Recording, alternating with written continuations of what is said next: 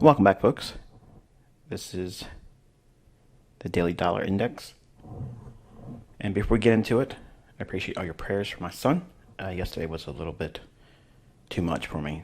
We had too many things to deal with him. He got a little hysterical and carrying on about how much it itched. So I'm not sure what triggered it, but thankfully, all day today, there hasn't been any breakouts. So hives are pretty much harmless, but we were concerned because he was having issues with his breathing too on top of it. So not sure what that was all about, but I thank you very much for your prayers. This was the first recording since last Friday, as I noted in last Friday's post on the forum, and I believe I said it in the video, but there will not be a Sunday video between last Friday and this one, and there wasn't one on Monday either. So I stated that Friday's video was the weekend commentary. I'm going to try to do that going forward because it's summertime, and while the children are out of school, I need to make sure that the weekend is available for my family. So back into dollar index. It's going to be a rather brief review. I'm a little out of focus, so hopefully this will get me back in sync with things, and I'll make it up for you tomorrow. All right, so we have the volume imbalance in here, the premium high, discount low. On Monday, completely closed that in, traded through a little bit. And then today, on Tuesday, we had the market run up into the mean threshold of the last up close candle here. That's that level. So just be mindful that these levels are what we'll be referring to on the lower time frame should you see them in the charts. I think that we're going to continue, unless we completely break down. I think we're going to try to run at least the rejection block, which is the highest up close candle on this price level, and in the high here. It just looks like that's what they're going to try to do with it. Dropping into the hourly chart, volume imbalance, discount low, volume imbalance, premium high, mean threshold, bearish order block. Now when I say bearish order block, I've resisted saying it on the daily chart because I'm not trying to imply that that's a top or that's a sell or something is bearish because I'm saying bearish order block. Invariably, if I say bearish order block or bullish order block, the first idea that jumps in your head is, okay, he's hinting at it's bearish or it's bullish relative to my referencing a particular order block. It's just simply the next PD array on the premium side. And then we've already traded to the mean threshold of that daily bearish order block. So we have to consider what? Its closing price, because it's the highest up close. That's the rejection block. Then the old high itself. So these are the only levels right now that are salient, and we'll just work with that. So on Monday, we've seen price rally first and drop back down into relative equal lows here, which are more meaningful on a 15-minute time frame, but they will be outside the scope of our discussion now. The market rallied up, consolidated around the premium high of the volume imbalance. We traded back down in, sweeping it, and then pressed higher after running these relative equal highs. Went right to the mean threshold of the last up close candle on the daily chart. The bodies are just outside of the mean threshold, but that's fine. And then we finally saw a little bit of a retracement in here. So be mindful of this last down close candle. All of these down close candles are consecutively considered one bullish order block. But I like the idea of it coming back into here as a reclaimed order block because we've seen it trade into it here, then repriced higher. We could drop back down in, and this would be a reclaimed order block. And I would like to see it support price and not necessarily need to come back down and touch the premium high of the volume imbalance on the daily chart. All right, on the 15-minute time frame for dollar index, you can see we had market run up initially, and then it broke down. And the decline actually took a little bit longer before turning, moving higher, than I like to see. Because sometimes the kill zones are just violated a little bit. So we don't like to see 5 a.m. breached but sometimes it will, and we have that occurring here. But it trades back down into a fair value gap, bullish order block, trades there, rallies up in balance, and all these consecutive down close candles, that's your bullish order block. It trades back into that with a volume imbalance and fair value gap. Multiple things there. Optimal trade entry, rallies up into the mean threshold of that bearish order block on the daily chart for dollar index. We'll see if it wants to trade higher. I'm going to give room for that to occur, but you can clearly see that we had relative equal highs here. And the initial run through, they came back down one more time, rallying back above the short-term high here, and then retracing. Nothing indicates it's topped here. Nothing indicates that it's bearish. So stick with the underlying narrative that they're probably going to want to take that daily high out on dollar. That would remain bearish for euro and cable. All right, we traded down into the last down close candle here on euro dollar. Traded through the opening price, and it's consolidating. Now, I like these lows over here as a potential draw on liquidity. It just feels like they're holding euro much longer than they did with cable. If you remember, I said that it would be a lot easier for British pound versus US dollar or cable to run its relative equal lows out. It was much cleaner in terms of its price, and we have that, being shown here. Euro is just being reluctant to go down there. At some point, I believe it's going to trade down there, and it might do so in big ranges, in a faster range delivery than what we saw in British pound versus US dollar. That's what I'm thinking, but obviously I don't have anything in here to go on yet. It just looks like that's what they're probably going to do. And because cable has already dropped and ran its relative equal lows out over here, I'm expecting for cable to consolidate and then euro catch up with what British pound versus US dollar did, which is trade down to its relative equal lows here. So the bias for me still is higher dollar, lower euro dollar, but it could be fickle in here until it finally breaks. Once it goes below this low here, it should be pretty much open season for the sell side liquidity there. Euro dollar hourly chart. Relative equal highs in here. Ran up into that on Monday. Displacement sends it to the buy side liquidity. Then it retraces all the way back down into the last down close candle here. Pumps it right back up into, again, another level of liquidity.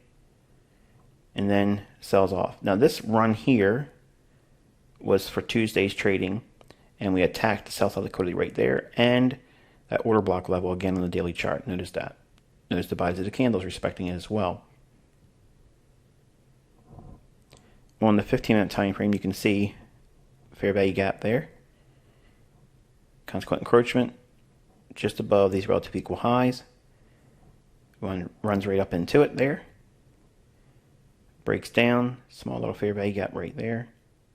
Fills in that. All of this is distortion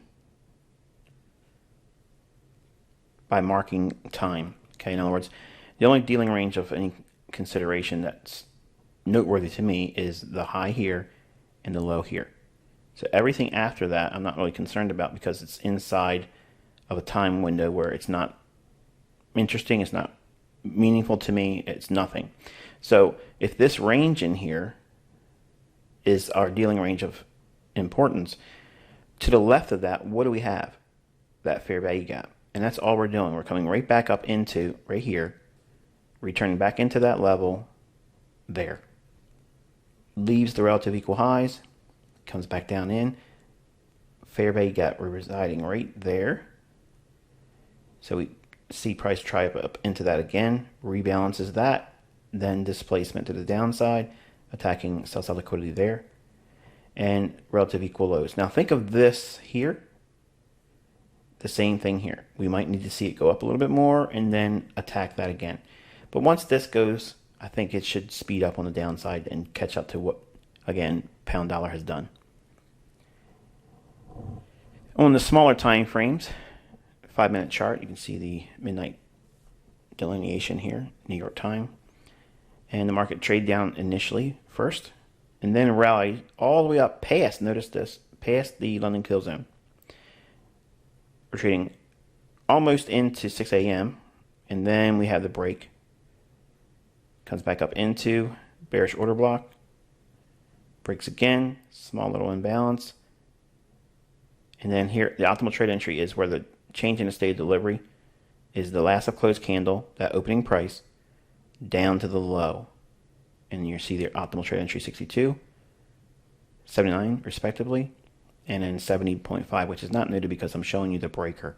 The high of the breaker and the low of the breaker. That's what's being shown here. And look at the beautiful delivery to that price point there, that particular candle.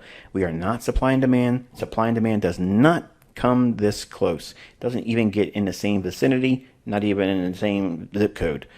This is pure perfection. So when you have the market trade back up into that level and you're into optimal trade entry and you had a market structure shift here, like it does there, and we're now in New York open kill zone.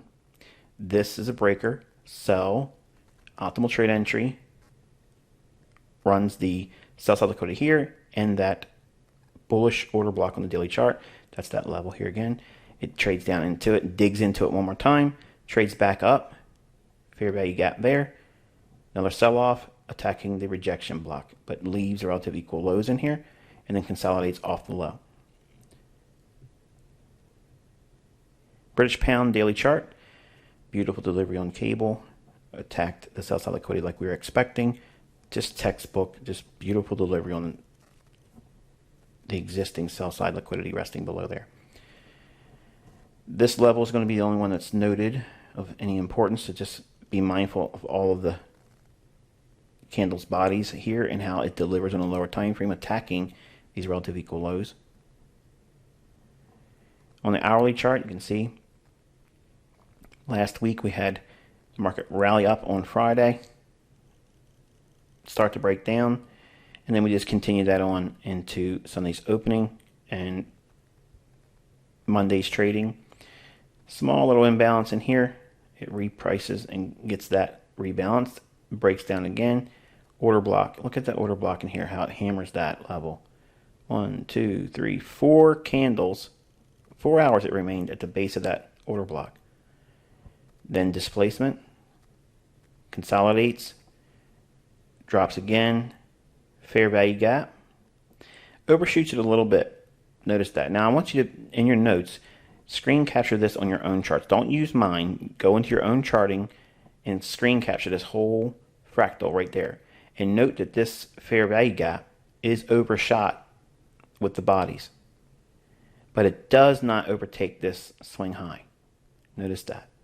This whole structure here, if you have an optimal trade entry fair value gap and the stop would be above this old high, that in itself is a complete model when you're in a bearish sell program.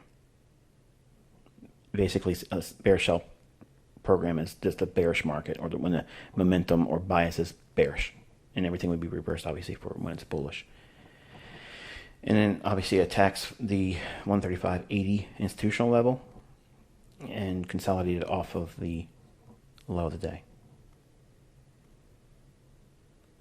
On the 15-minute time frame, you can see we had the market drop down initially, rally back up, and then breaks lower, small little fair value gap. It opens on this candle here, fills that in, then delivers. Another fair value gap there, rallies back up in, balances it, and mitigation. This down close candle, extended out in time, breaks lower, then consolidates off of the low. On the 5-minute time frame, midnight crossover in New York, the market starts with an initial decline, then rallies back up again outside of the London Open Kill Zone. This is typical on summer trading. The market breaks down the short-term high right here. It breaks that, so now you have a shift in market structure. Retraces back in. This is a breaker. High, low, higher high. Extend it out in time. Nails it. Breaks lower. We have another down close candle right here. That's a breaker.